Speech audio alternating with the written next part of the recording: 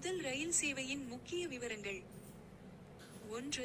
இடம்: வடகிழக்கு இங்கிலாந்து, ஸ்டாக்டன் மற்றும் டார்லிங்டனை இணைக்கிறது. 2. தேதி: செப்டம்பர் 27, 1825. 3.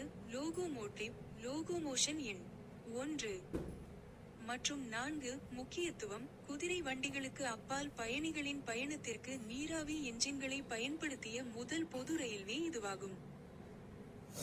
பிற ஆரம்பகால ரயில் மைல்கற்கள். 1. முதல் நீராவி என்ஜின் பயணம் 1804ஆம் ஆண்டில் ரிச்சர்ட் ட்ரெவிதிக் தெற்கு வேல்ஸில் ஒரு டிராம்வேயில் நீராவி என்ஜினை இயக்கினார்.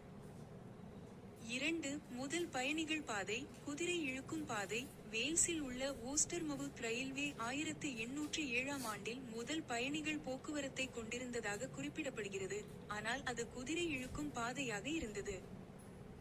மற்றும் 3. முதல் பொது பயணிகள் சேவை, நீராவி, 1825 ஸ்டாக்டன் மற்றும் டார்லிங்டன் பாதை, உலகளவில் நவீன, நீராவி மூலம் இயங்கும், பொது ரயில் பயணத்தின் பிறப்பாக கருதப்படுகிறது.